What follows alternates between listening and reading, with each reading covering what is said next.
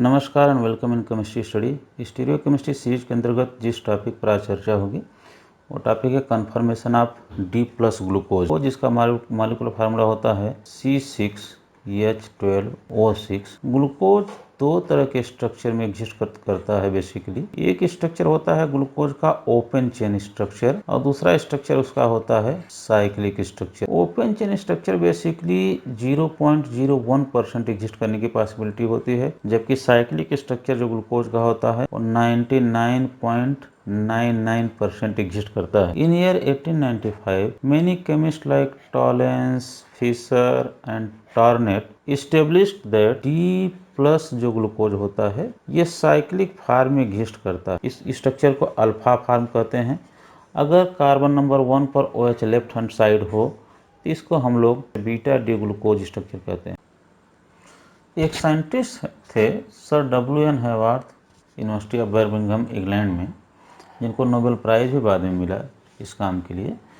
उन्होंने भी ग्लूकोज के स्ट्रक्चर को रिप्रेजेंट किया और कहा कि ग्लूकोज का स्ट्रक्चर साइक्लिक होता है 6 मेंबर इस तरह से, और ये बताया कि कार्बन नंबर 1, 2, 3, 4, 5 है और एक ऑक्सीजन है। हेवार्थ साहब ने कहा कि फिशर प्रोजेक्शन में जो ग्रुप OH जो OH राइट हैंड साइड है वो एबव साइड लिखा जाएगा, अप साइड लिखा जाएगा, और जो लेफ्ट हैंड साइड है बिलो। तो कार्बन नंबर 1 पर OH अल्फा डी ग्लूकोज का स्ट्रक्चर आप देखें, कार्बन नंबर 1 पर OH राइट हैंड साइड से अप साइड हो गया। कार्बन नंबर 2 पर भी OH राइट साइड है यहाँ तो अप साइड हो गया। कार्बन नंबर 3 पर OH लेफ्ट साइड है इसलिए डाउन साइड हो गया। कार्बन नंबर 4 पर OH राइट साइड है इसलिए अप साइड लिखा गया है। And CH2OH is always up side. ये स्ट्रक्चर जो होता है इसको हम लोग कहते हैं हेवार्थ रिप्रेजेंटेशन। इस तरह से आप बीटा का स्ट्रक्चर लिख सकते हैं। बीटा डी ग्लूकोज का स्ट्रक्चर भी इसी तरह से आप लिख सकते हैं कि बीटा डी ग्लूकोज के स्ट्रक्चर में कार्बन नंबर 1 पर आप देखिए OH लेफ्ट साइड है इसलिए डाउन साइड होगा। कार्बन नंबर 2 पर आप देखिए OH राइट साइड है फिशर में इसलिए अप साइड हो गया। कार्बन नंबर 3 पर OH देखिए लेफ्ट साइड है इसलिए डाउन साइड हो गया। कार्बन नंबर 4 पर OH राइट साइड है इसलिए अप साइड हो गया। एंड कार्बन नंबर 5 पर CH2OH जो 6 नंबर कार्बन है ये ऑलवेज अप रहता है। ये स्ट्रक्चर है जो हेवार्थ साहब ने बताया। वो ये बताया कि जो OH ग्रुप राइट साइड रहता है, अगर आप इसको रिंग को प्लेनर मान लें, अगर OH राइट साइड है तो यहाँ अप हमने लिखा है, लेकिन अगर आप इसको 3D स्ट्रक्चर में लिखेंगे तो ये बिलो द प्लेन होगा। अगर लेफ्ट साइड है तो अबव द प्लेन होगा। एक्स-रे स्ट्रक्चर से फाइंड आउट हुआ कि कार्बन, ऑक्सीजन और कार्बन के बीच जो बॉन्ड एंगल होता है वो होता है 111 डिग्री। ये बहुत ही क्लोज है टेट्राहेड्रल के, इसलिए कहा जाता है कि जो ग्लूकोज का स्ट्रक्चर है जो हेवार्थ रिप्रेजेंटेशन हमने एक्सप्लेन किया, it is just like a structure of cyclohexane. आप इसको कह सकते हैं कि ये स्ट्रक्चर वैसा ही होता है जैसा कि साइक्लोहेक्सेन का स्ट्रक्चर होता है। और साइक्लोहेक्सेन के स्ट्रक्चर को हम लोगों ने जाना है कि ये पकड़ फार्म में पाया जाता है। हेवार्थ रिप्रेजेंटेशन में कार्बन नंबर 1 पर OH एंड कार्बन नंबर 2 पर OH सेम साइड है, इसलिए आप कह सकते हैं कि 1, 2 पोजीशन में OH सिस फार्म में है। यही अगर 2 और 3 को हम देखें, कार्बन नंबर 2 और कार्बन नंबर 3 को देखें तो आप देखिए दोनों ही अपोजिट साइड हैं, तो आप कह सकते हैं कि ये ट्रांसफार्म है, दोनों एक दूसरे से एडजेसेंट है, दोनों 1, 2 पोजीशन पर कहलाएंगे। कार्बन नंबर 3 का OH, कार्बन नंबर 4 का OH, 3, 4 भी आपस में ट्रांसफार्म में है। और कार्बन नंबर 4 और कार्बन नंबर 5 का OH और CH2OH आप देख लीजिए, कार्बन नंबर 4 एंड 5 का ये दोनों सिस फार्म में है। हमने 1,2 डाई सब्स्टिट्यूटेड साइक्लोहेक्सेन में सिस किसको कहते हैं, ट्रांस किसको कहते हैं, इस पर डिटेल में बना करके वीडियो डाला है। आप सिंपली इतना समझिए कि अगर 1,2 डाई सब्स्टिट्यूटेड साइक्लोहेक्सेन के स्ट्रक्चर में, क्योंकि साइक्लोहेक्सेन में एक ग्रुप एक्सियल हो सकते हैं, इक्वेटोरियल हो सकते हैं, दोनों एक्सियल हो सकते हैं, दोनों इक्वेटोरियल हो सकते हैं, तो हमने डिटेल में एक्सप्लेन किया है कि किसको सिस कहेंगे किसको ट्रांस। तो 1,2 डाई सब्स्टिट्यूटेड में अगर 1 एक्सियल है एंड 2 इक्वेटोरियल है, या 1 इक्वेटोरियल है 2 एक्सियल, दोनों में से कोई एक एक्सियल होना चाहिए, कोई इक्वेटोरियल होना चाहिए, तो उसको हम लोग सिस कहते हैं। और इसी तरह से 1 2 सब्स्टिट्यूटेड में अगर दोनों ही ग्रुप एक्सियल हो जाएं, 1 एक्सियल 2 एक्सियल और 1 इक्वेटोरियल 2 इक्वेटोरियल, तो इसको हम लोग ट्रांस स्ट्रक्चर के नाम से जानते हैं। इसका मतलब कि जब इसका हम साइक्लोहेक्सेन का चेयर फॉर्म बनाएंगे तो सिस और ट्रांस को इसी तरह से कंसीडर करेंगे। तो सबसे पहले हम ड्रा करते हैं chair form of this alpha D glucose. ये अल्फा डी ग्लूकोज का स्ट्रक्चर है। यहाँ ऑक्सीजन है, यहाँ कार्बन नंबर 1 2 3 4 5 एंड 6 CH2H है। कार्बन नंबर 1 और 2 का OH एक दूसरे से एडजेसेंट हैं और दोनों सिस हैं। इसका मतलब कि इसमें से एक एक्सियल होना चाहिए और दूसरा इक्वेटोरियल होना चाहिए। कार्बन नंबर 2 और 3 को अगर हम कंपेयर करें तो दोनों ट्रांस हैं, दोनों ट्रांस हैं तो आप देखिए कि या तो दोनों एक्सियल होंगे या तो दोनों इक्वेटोरियल होंगे। चूँकि कार्बन नंबर 2 का OH इक्वेटोरियल, इसलिए कार्बन नंबर 3 का OH भी इक्वेटोरियल पोजीशन पर रहेगा। इस तरह से अगर कार्बन नंबर 3 और 4 को आपस में कंपेयर करें तो 3 और 4 का OH दोनों आपस में ट्रांस हैं, यहाँ हमने लिखा भी है।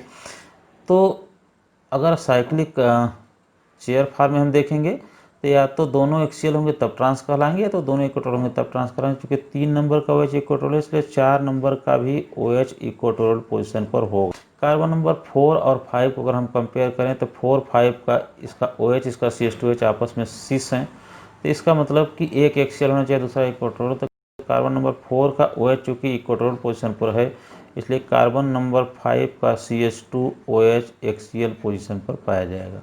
अगर इसमें हम 1 3 एक्सियल रिपल्सन देखिए तो यहाँ OH है एक्सियल पोजीशन पर, यहाँ H है, यहाँ CH2OH है। तो यहाँ OH CH2OH से रिपल्सन करेगा, ये OH इस हाइड्रोजन से एक्सियल रिपल्सन करेगा और ये CH2OH भी इस हाइड्रोजन से रिपल्सन करेगा। इस तरह से अगर हम बिलो साइड देखें तो दोनों ही हाइड्रोजन है, इसमें रिपल्सन नहीं होगा। तो अल्फा डी ग्लूकोज के केस में आप देखिए कि कितने तरह के रिपल्सन पास हुए। OH का 1 3 डाई एक्सियल रिपल्सन अगर आप अल्फा डी ग्लूकोज में देखें, 1 3 डाई एक्सियल रिपल्सन आप अगर अल्फा डी ग्लूकोज में देखें तो OH का H से रिपल्सन हो रहा है, इस OH का CH2OH रिपल्सन हो रहा है और CH2OH का H से रिपल्सन। ये 3 डाई एक्सियल रिपल्सन पाए जाएंगे। अब हम बीटा डी ग्लूकोज को देखते हैं। बीटा डी ग्लूकोज में कार्बन नंबर 1 का OH और कार्बन नंबर 2 का OH एक दूसरे के रिस्पेक्ट में ट्रांस पोजीशन पर हैं, 1 2 OH ट्रांस हैं। कार्बन नंबर 2 और कार्बन नंबर 3 का अगर आप OH देखेंगे तो ये भी एक दूसरे से ट्रांस हैं। कार्बन नंबर 3 और कार्बन नंबर 4 का OH अगर आप देखेंगे तो ये भी एक दूसरे से ट्रांस पोजीशन पर हैं। और कार्बन नंबर 4 और कार्बन नंबर 5 पर जो CH2OH 6 नंबर जुड़ा हुआ है, तो 4 और 5 पर ये एक दूसरे से सिस पोजीशन पर हैं। तो अगर इसका हम चेयर फॉर्म ड्रा करें तो कैसे सिस ट्रांस लिखेंगे।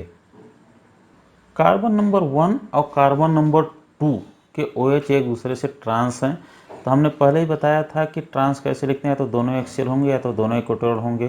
क्योंकि डाई इक्वेटोरियल मोर स्टेबल होता है डाई एक्सियल के कंपेरिजन में, इसलिए दोनों ही इक्वेटोरियल पोजीशन पर होंगे। और डाई इक्वेटोरियल मोर स्टेबल क्यों होता है, अगर इसको आपको समझना है तो मैंने कंफर्मेशन पर डिटेल में वीडियो बना करके डाला, आप उसको देख सकते हैं।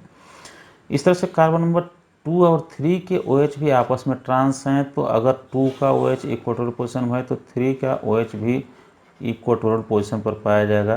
कार्बन नंबर 3 और 4 के OH भी एक दूसरे से ट्रांस हैं। चूँकि 3 का OH इक्वेटोरियल है तो 4 का OH भी इक्वेटोरियल पोजीशन पर पाया जाएगा।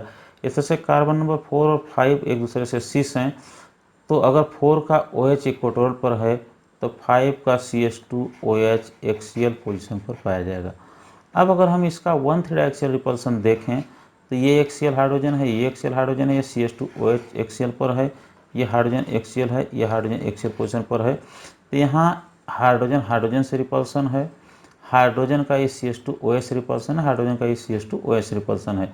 तो अगर आप 1 3 डाई एक्सियल रिपल्सन बीटा के केस में देखेंगे तो आपको एक हाइड्रोजन का 2 हाइड्रोजन का CH2OH से रिपल्सन दिखेगा। जबकि यही अगर आप अल्फा के केस में देखते हैं तो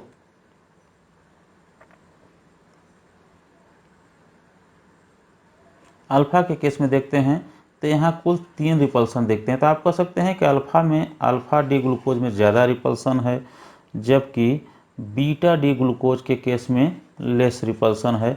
तो आप अगर स्टेबिलिटी की बात करेंगे तो बीटा फार्म जो होगा वो मोर स्टेबल होगा और अल्फा फार्म जो होगा वो लेस स्टेबल होगा।